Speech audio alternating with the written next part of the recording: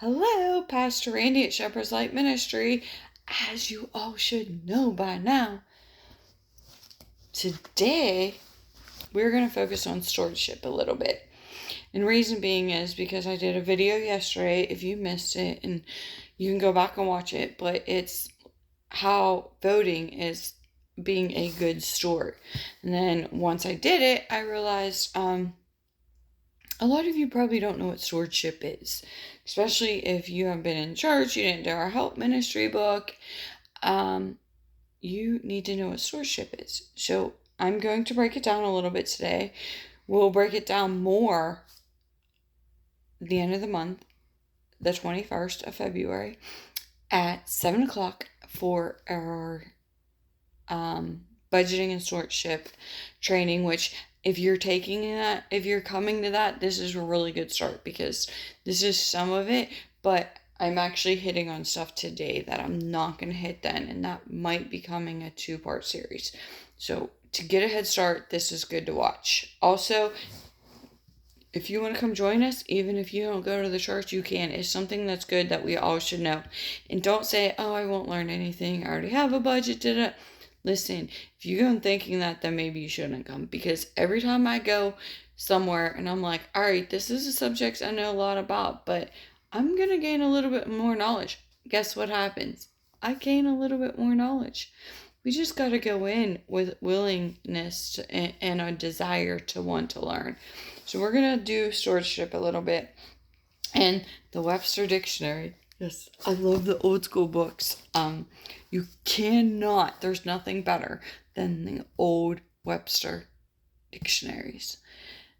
So, what is a steward? According to the Webster Dictionary, it is a person put in charge of affairs of a large household or estate, whose duties include supervision of the kitchen and the servants, management of the household accounts. One who acts as a supervisor or administrator as financial property and others. Now I'm going to skip down to 8 because we're not going to keep going. There's 8 of these and I only read the 1. A person morally responsible for the careful use of money, time, talents, and other resources. Like, this is the Webster Dictionary. Once we get into this, you're going to be like, oh, yeah. Time, talents, or other resources with respect to the principle or needs of the community or group or responsibility as stewards of the earth's resources, to act as a steward, to manage something. How about that? To manage, to steward, to take care of things on the earth. So we're going to put this all together now. And this is where the fun begins, because you are going to biblically see how this all goes together. And I don't pull out the worldly dictionaries too much, but sometimes I do. And I felt to read it today. So now I'm going into the New King James Version. And I'm going to read Genesis 1:26 through 28 in the New King James. Then God said, let us make man in our image, according to our likeness, male and female.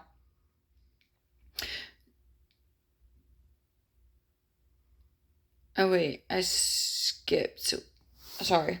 And to our likeness, let them have dominion, or it says manage in the NIV, over the fish in the sea, over the birds in the air, over the cattle, over all the earth, and over every creeping thing that creeps on the earth. So all the earth.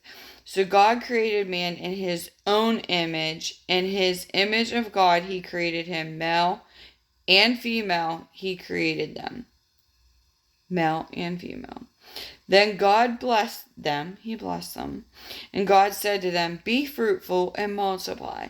Fill the earth, subdue it, have dominion or manage over the fish of the sea, over the birds of the air, and over every living thing that moves on the earth. Goes back to what? Stewardship. What did we just read in the dictionary? Stewardship is managing. What's this say? Manage. Okay, Now, let's go into the NIV to the New Testament, because we looked at the Old Testament. So now let's look at the New Testament, because the Old Testament was to tell us Adam and Eve were to be fruitful, subdue the earth, and rule over everything, manage everything. Like, that's what the Old Testament says. Remember, that's where, like, our lineage comes from. Then, now we're going to go to Matthew 24:45. Who then is faithful and wise servant, whom the master has put in charge of the servants in the household to give them their food at the proper time? Remember, it said manage kitchen or food in the Webster. It will be good for the servant whose master finds him doing so when he returns. Truly, I tell you, he will put him in charge of his possessions. Okay, when he returns. What will the master find you doing? Keep that in the back of your head. So now we're going to turn over a page. Maybe you don't have to, but we're going to go to 25, and it's actually 14 to 30, but I'm not reading the whole thing. We're just going to summarize it. But remember, Matthew 1 through 26, he told us to be fruitful and rule over everything. 25, faithful servants give their master's household food at the right time. And these both line up with what? The Webster Dictionary. So now we're going to go to Matthew 25:14. Again, it'll be like a man going on a journey who called his servants and trusted his wealth to them. To one he gave 5 bags of gold, to another 2, and to another 1, each according to his ability. Then he went on his journey. The man who had received the 5 bags of gold went at once and put the money to work and gained 5 more bags. We're going to stop there because this is a little lengthy story, but if you've been to church the last couple times, we've gone through this a couple times lately, but a few points from this. Being a good steward with what God gave us. Like, this is a very, very good parable to read. Actually, because it teaches us that we have to be accountable for it. And it also teaches us, don't measure what others have. Be happy with the portion God gave you, right? The guy was afraid, and that's why he didn't exceed. So don't let fear into what you have. Like, use what God gave you. Don't let fear in. Do what you're called to do. Don't let the world convince you otherwise. Like, stay on track. Because a master trusts his wealth to his servants, who are rewarded for being faithful and responsible. So they were faithful and they were responsible, right? And they got a reward, and it doubled. And then the guy with the 1 buried it, hid it, and it ended. And the master actually took it and gave it to the guy with 5 because he multiplied it, and he knew what to do. He knew to invest it. He knew to double it. He knew to multiply what God gave him, because that's what he called us to do. He managed it. He was a good steward with it. This is where we need to be a good steward. This also lets me think of those who say, you don't have to tithe, it's Old Testament. No, I don't want to hear that. And this is reason being, because when I get to heaven, there's 2 things that happen. One, he says, welcome, good and faithful servant. The other one, he says, depart from me, I never knew you. Or he could say, why didn't you do this with what I gave you? Because he gives us all of our money. Everything's his. It tells us that. We just read it. Like, he gives us everything, okay? We are to store what he gives us, to be a good steward with it. I don't want to get to heaven and God say, I gave you all this money and you were not a good steward. Like, you could not even give me my 10% like I asked. In the last book of the Old Testament, yes, the last book, Malachi, it says, give me my 10, like, you're not being blessed because you're robbing me of my 10%.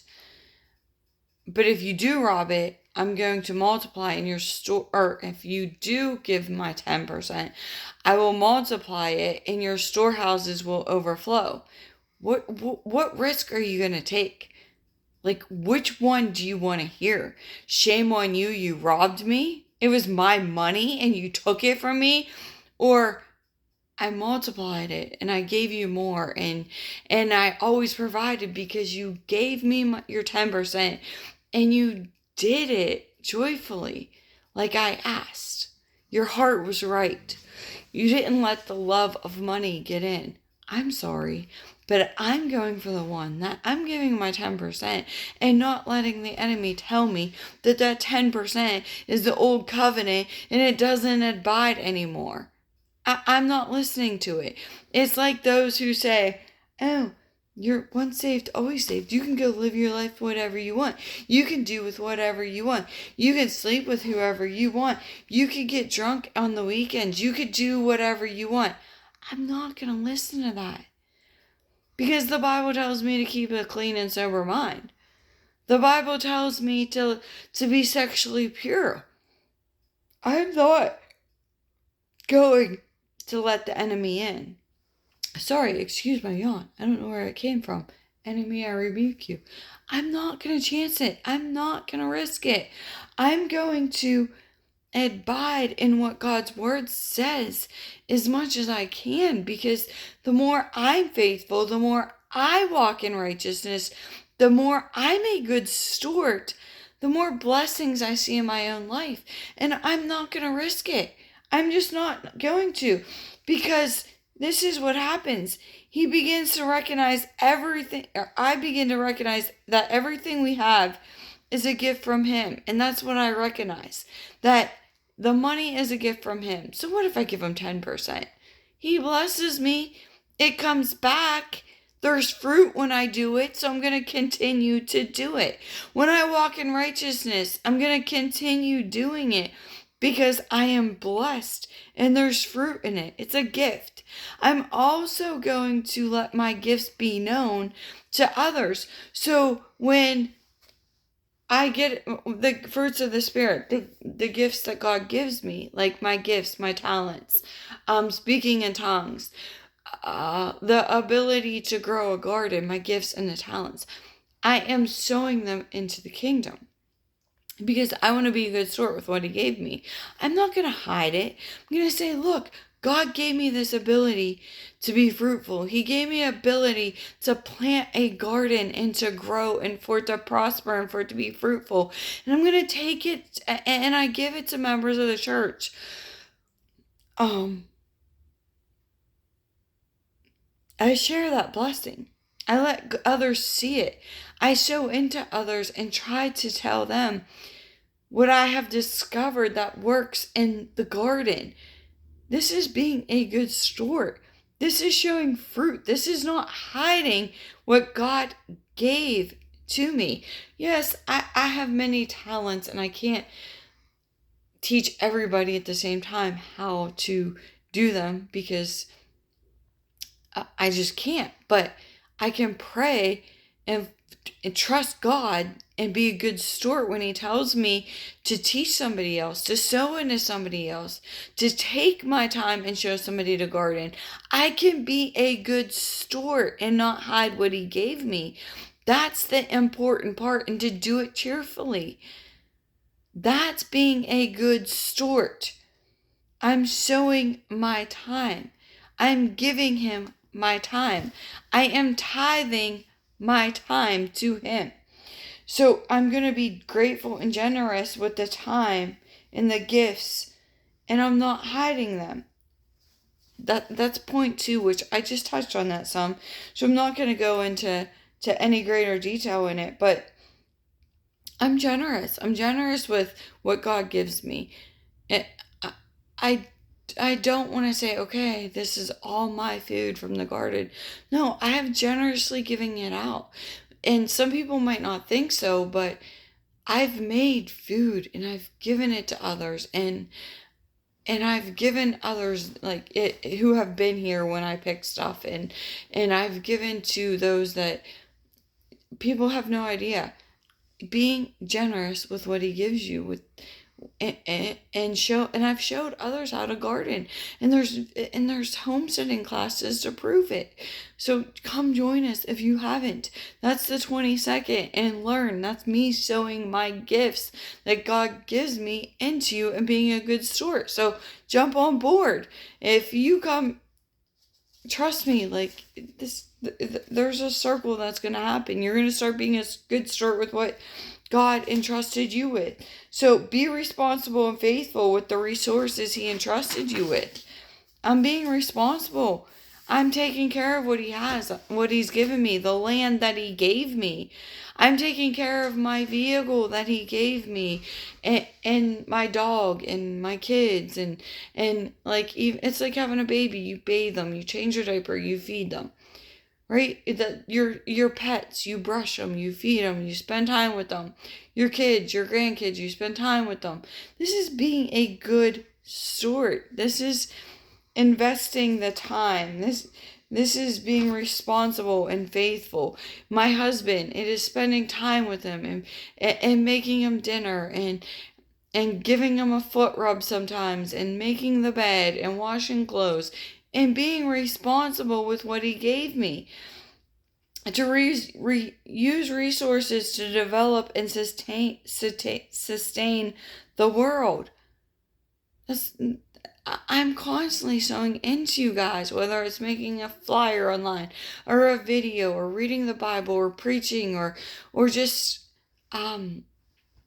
taking care of the earth, that picking up the garbage that I see. I'm constantly picking garbage up. Toby and I, when I take Toby out, I am always forever walking the parking lot and picking garbage up. People just dump their garbage. Across the street from us, they just dump their garbage. I am forever just picking up garbage that people dump. And that's being a good steward and taking care of and sustaining and using the resources to develop and sustain this world. That's what I'm doing. Imitate Jesus, who he is, an ultimate example of a good steward. Okay.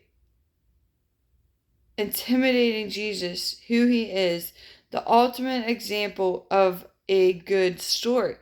He was a good steward. He healed people. He took care of people. He loved people. This is what we try doing as a church, what we try instilling in everybody. This is why we have volunteer meetings, and we serve breakfast on Sunday mornings, and we have a Valentine's Day dinner, and we have a women's luncheon every quarter. We used to do it monthly. We're doing it every quarter now. And this is why we do this. We are imitating his love, what he has for us. We're giving hugs. We're going into nursing facilities to those that a lot of people don't even care about. A lot of times, and it's gross to say, and I'm going to say it because I used to caregive, and I know it's true, and this doesn't stand for everybody, but there's some people in the nursing home that their families just don't even care about them. They just like dump them there and leave them. They don't care. Now, this is not everyone, because I've seen loving families in there, and I've seen as many loving as I've seen not so loving families, but it's just facts. Some of them are in there and people just aren't even loving on them. Look at the veterans. Look how veterans get treated. And ultimately, it's not living like Jesus. So we are trying our best without burning our sources or our lamps out, and to reach everybody, and those that are unloved, to love them the best that we can. Yes, for limited resources. Yes, the church only has X amount of money. The church only has X amount of people, which gives us X amount of time.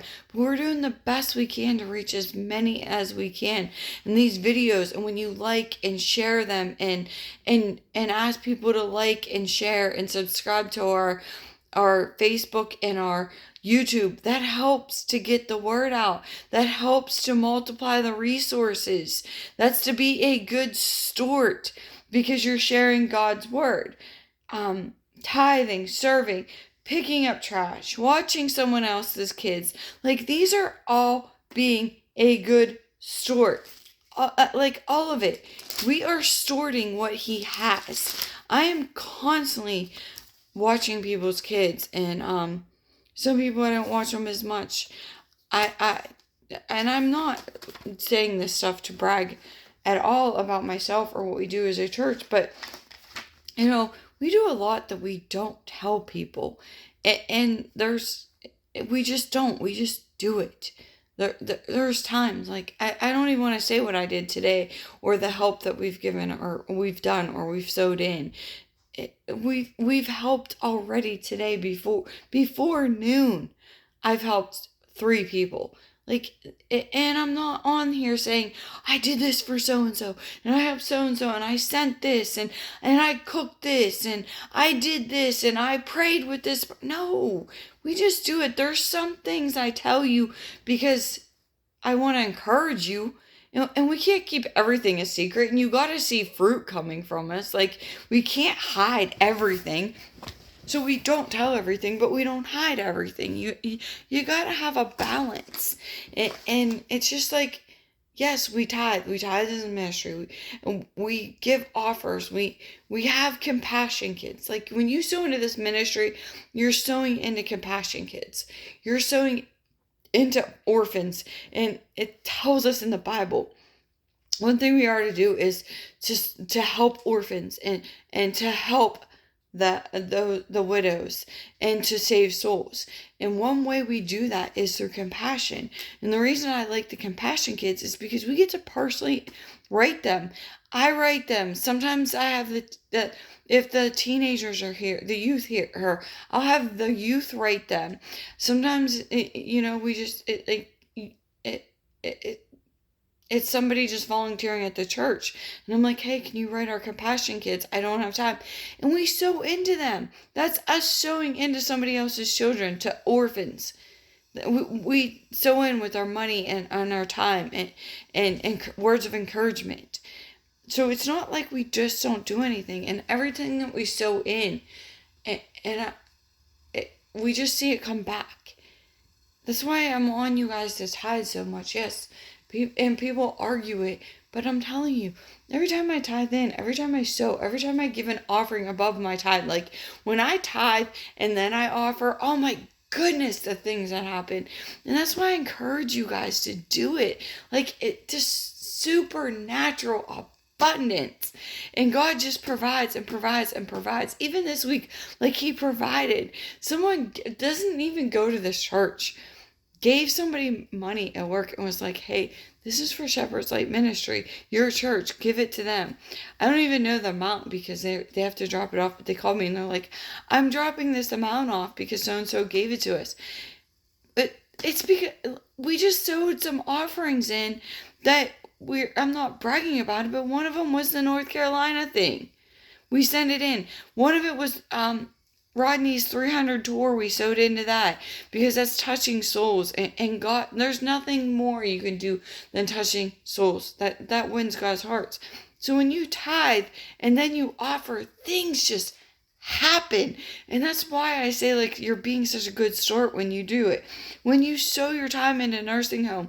We saw Sean for an example. He was sowing his tithe into another nursing home, and his mom, who was in a nursing home, she found salvation. Like, come on now. Like, I was sowing my time into other people saving souls, and what happens? My own kids get saved. Like, come on. You just gotta go and abide by what God's word says. If you do what he says, it comes back. And that's all I can say. Let's read Luke 16:1-2. Jesus' disciples. There was a rich man whose manager was accused of wasting his possessions. So he called him in and asked him, what is this I hear about you? Give an account of the management, because you cannot be manager any longer. Like, even when we waste water, we are accountable for it. We are supposed to be a good steward of everything that God gives us. And this is what it comes down to. Time should be usefully. Talent should be shared to edify others, to glorify God. Money should be spent carefully and given responsibly. When I say given responsibly, don't ask me to borrow money for cigarettes. Don't ask me to borrow money for drugs. Don't ask me to borrow money if it's not something that's reasonable. Because one, you should be working. You should not be coming and getting money off the church, or you shouldn't be coming and getting church off the government. You should be working. Man shall not work, man shall not eat. It's right here. Like, listen, we're going to go to it. Second Thessalonians. 2 Thessalonians 3:10.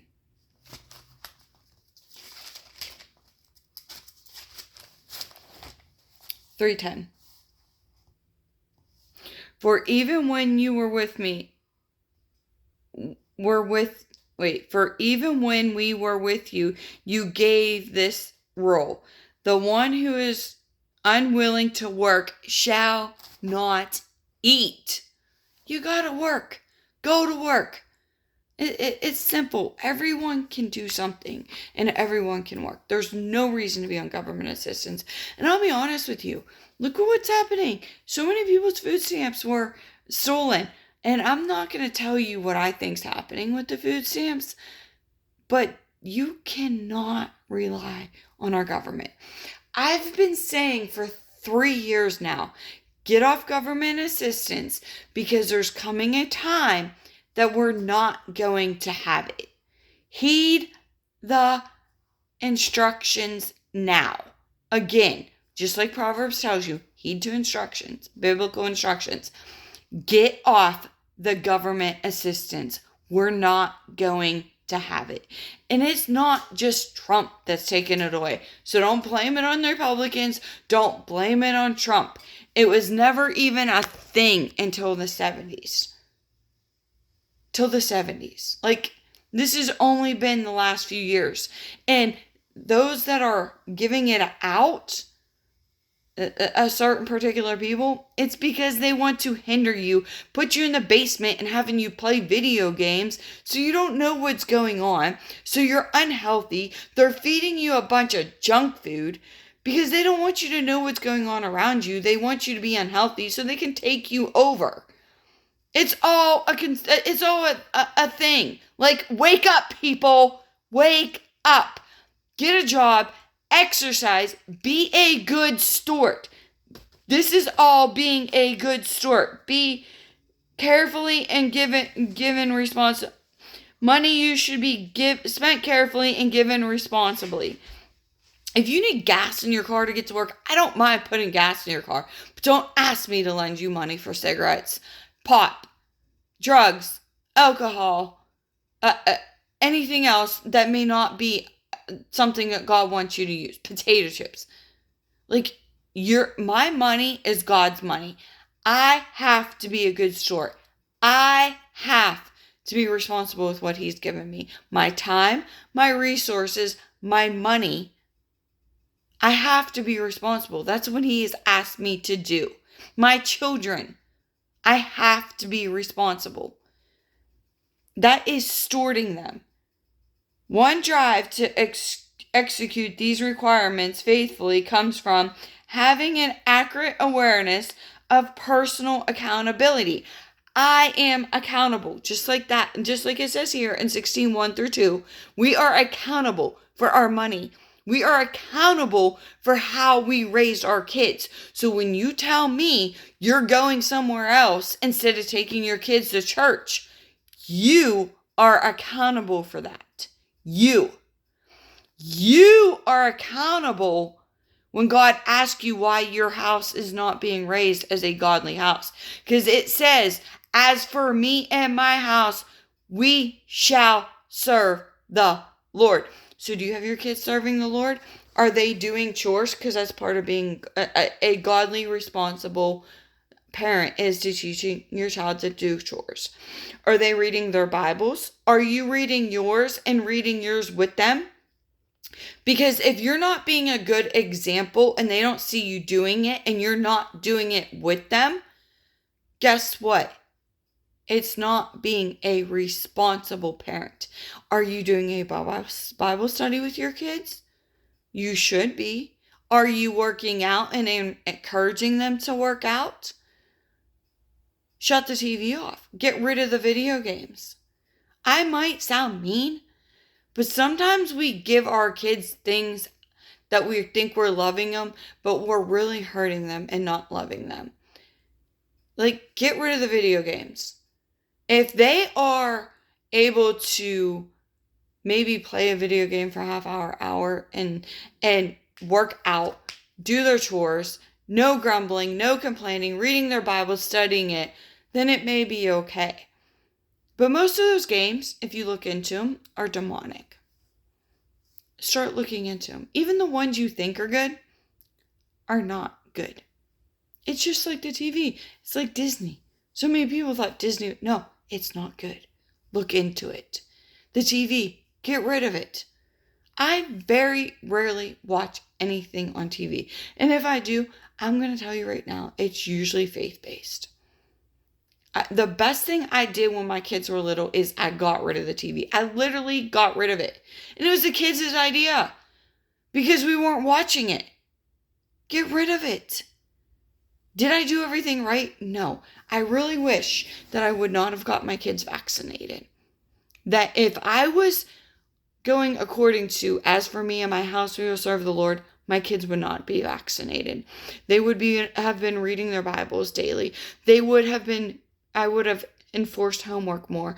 I would have spent less time with sports and other worldly things and spending time with ungodly family members versus being in church, doing a Bible study with my kids, and reading the Bible. So please learn from me because I learned from my mistakes and I'm trying to keep you from doing the same thing. We should prioritize our godly things and our kids need to see it and they need to be in it. Are you tithing and are you giving your kids an allowance? Not just an allowance, like make them work for it. If they don't do their chores, they don't get their allowance. You need to say, if you do this, and this, you're getting paid this amount. If you don't, you're not. Because I'm paying you this according to this job. That teaches them that they have to work to make money. So if you babysit for 2 hours, I'm going to give you X amount of money. If you sweep the floor, I'll give you X amount of money.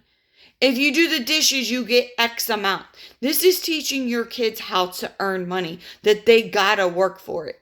If they don't do those things, they don't get the money. And when they get it, you say, hey, you need to take 10% of your money because when you give them money to put in the offering, that's not teaching them to tithe. That's teaching them that I'll give you whatever you want, even your tithe. No. If you want to give them a gift, like a birthday gift money, and then they tithe off of that, that's fine. But they should be given their own money and tithing off of it. Yes. This is a wake-up call for a lot of you. And they should be taught to save a certain amount of that money also. So they tithe and they save. But they also should be taught to spend money. And to spend it responsibly. You don't need all that junk from the dollar stores. Why do you think dollar stores are around? Because we go and buy junk we don't need. Quit it. You don't need it. Purge your house. That's being responsible. Don't buy stuff that's crappy that you don't need. Stop buying 100 purses. Stop getting all these free clothes. Stop getting all this free stuff just because it's free. You don't need it. Quit buying jewelry. Quit buying sports stuff. Quit buying stuff you don't need. What do guys do? Tools that you don't need? Whatever you don't need. Quit it. You're wasting God's money.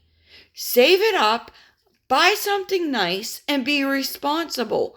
It's like people who go to these rent places, appliances. I sold appliances. I'm going to tell you, I did the breakdown one time. And it was like, I'm like, this is why poor people stay poor.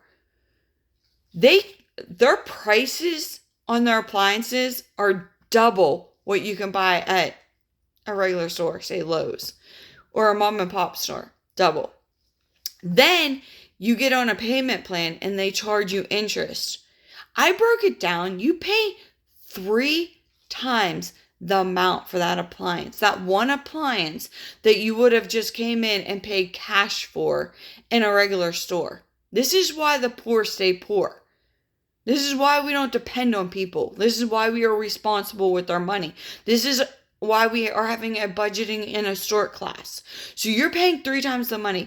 And then when you came to see me, most of the time that stuff broke down and you were still paying on it because you paid 3 times the amount. So by that time, it wasn't even worth the item wasn't even working and it's not paid off. It's a cycle to keep you poor.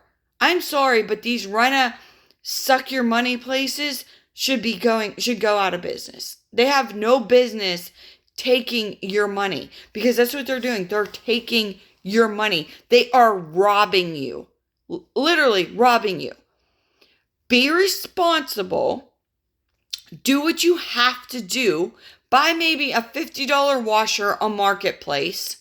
Use it as long as you can and save your money and pray over it. And I'm telling you, if you're responsible in a good store, God's going to say, okay, He's going to make sure that $50 washer stays true to you until it'll break and you'll have the money for another one, or he'll bless you with the new one. If you're saving, I'm telling you, this is how it works. If you're tithing and you're being responsible, quit letting the enemy devour your money with these run-a-center, I'm going to rob you money.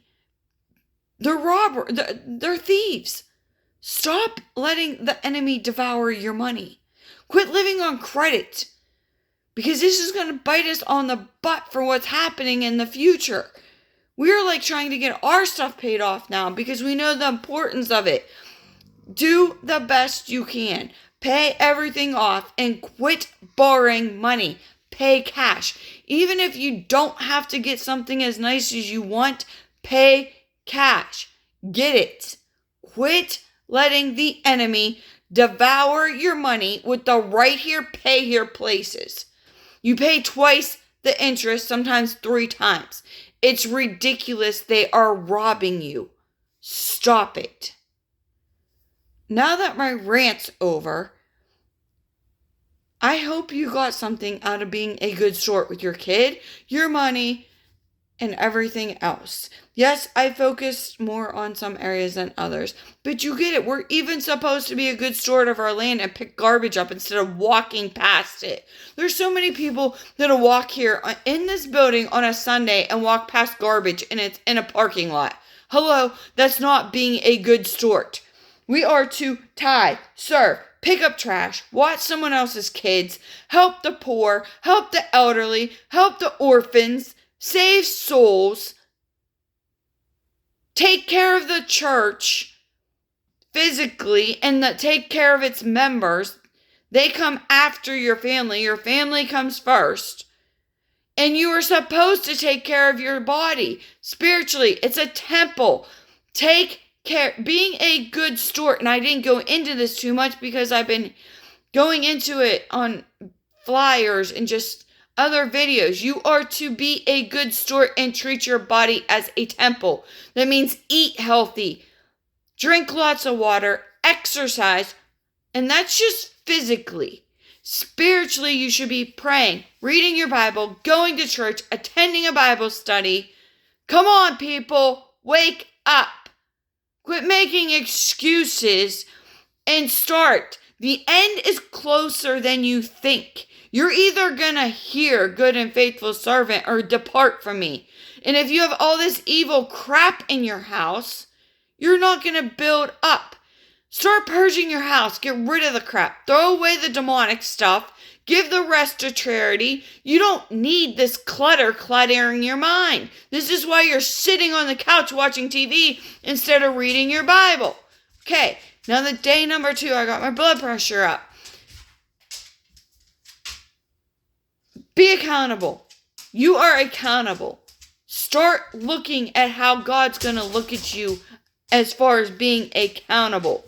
Look at your daily living. Look what's in your house. Look at how you're living. Is your house full of trash? Do you have clutter? Get rid of it. Are you spending time with God because that's what He wants? Are you taking care of your body? Are you taking care of your property that you live on, your grass, your yard? Are you planting flowers for the bees? Do you have a garden growing? Are you taking care of your neighbors? Are you helping serve at your church? Are you tithing into your church? Are you giving offerings? Are you helping are you building your children up? Are you sowing into your kids and saying, let's sit down and do a Bible study? Are you praying before they go to school? I read a book this summer, and it was one of the best books I read. And it's one of the biggest pastors. He's in Korea. I'm not going to say his name because if I don't read it, I messed it up. But he is one of the largest churches in the world. Okay. He recommends that every day before your kids go to school, you should be up with them, praying with them in a circle. And everybody tells you their problems. And it's going to be different. It might be work for the parents. It might be how people treat the kids in school. It might be I'm struggling with schoolwork. It might be I need to help cleaning the house. Send me someone. Or the bills need paid. Everyone's problem becomes everyone's problem as a family. And you pray together as a family. And you pray over your kids for protection before they go to school. Are you praying over your kids before they go to school? Are you praying every morning with them before they go to school? I wish I would have. And it's more important now than when my kids went, because of if you watched my video and what they are facing when they go into that building, they need prayed over before they go into those schools. That's being a good steward of your children. We're accountable for this. We're the ones that got to answer to God when we get there. I hope you all watch this, and I hope you all get it, and I hope you start implementing ideas that I gave you and you wrote them down. And I know you're not going to be able to do everything day one. I get it. Do the best you can. Prioritize as much as you can. And let's put God first in our lives and know we're accountable for this. We got to be good stewards. And I hope this helps you. And I hope you're stewarding over God's stuff well. I love you. And please listen to this video. Share it, like it, comment. Then listen to it again. And take notes again. And implement it. I love you, and I just want the best for you. Be a good steward, just like God wants you to. I want the same for you. I know the blessing that comes with it. I know how much your life is better. Just quit getting stuck and quit walking around the walls and get into the promised land. Because right now you're just walking around the mountains and you can't get into the promised land because you won't live your life according to what God asked you to do. So please start today. Do as much as you can today and do as much as you can tomorrow.